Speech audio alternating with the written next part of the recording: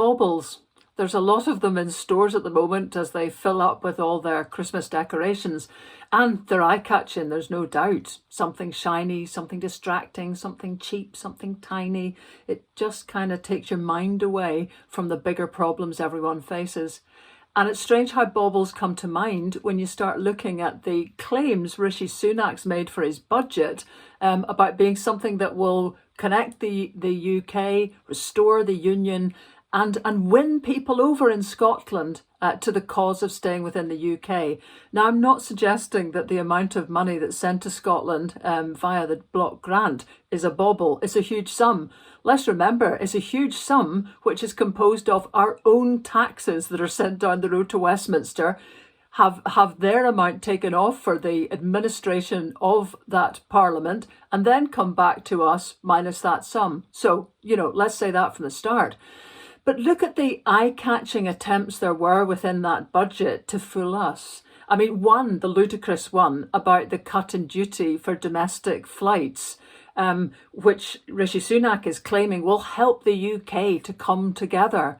It is absolutely incredible that anyone could be suggesting that days before the beginning of the COP26 summit in Glasgow.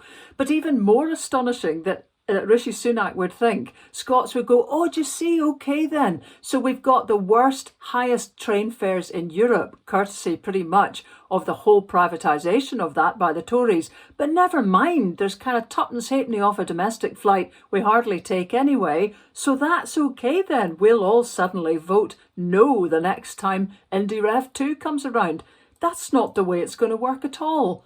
If you look at the wider budget, there's the Levelling Up Fund. Well, first of all, the 170 million coming to Scotland sounds good, but it's absolutely not the population share of Scotland in relation to the entirety of that fund. It's way beneath it.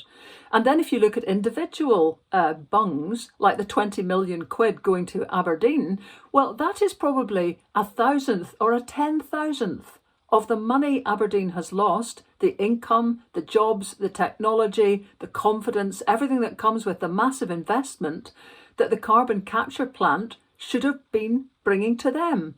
And you can argue about carbon capture as a technology, but if the Tories were determined to give it the go-ahead, the only logical place for it to happen was the North East.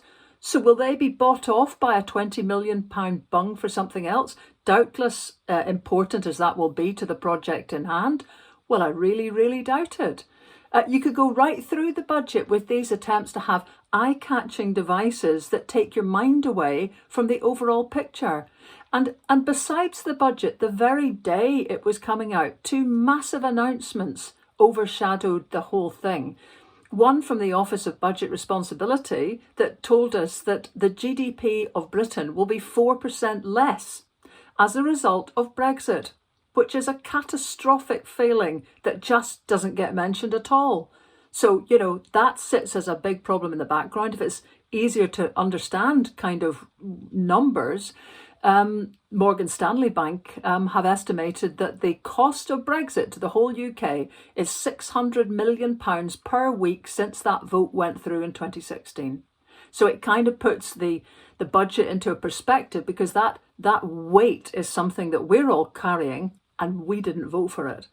The other thing that just got slipped out yesterday was that the hopeless test and trace system in England, which cost £37 billion, just let that figure sink in. 170 million for Scotland's Levelling Up Fund, 37 billion for a failed test and trace system south of the border, which yesterday it was announced by a committee, a Commons committee, contributed not at all to trying to curb the rate of infection, the COVID infections in England.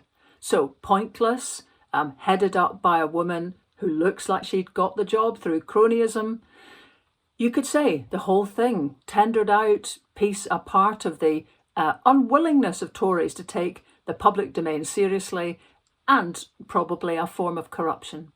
So there's what sits overshadowing this whole budget, whilst these baubles are dangled our way in the hope that somehow we're childish enough not to want to know the whole sum of the proposition of staying in the union versus taking all the powers into our own hands and making a whole different economy ourselves. I suspect that Rishi Sunak will be proved absolutely wrong, and Scots are quite capable of understanding the value of a whole society and not being distracted by the baubles that will be chucked our way, doubtless, from here until Indy Ref 2.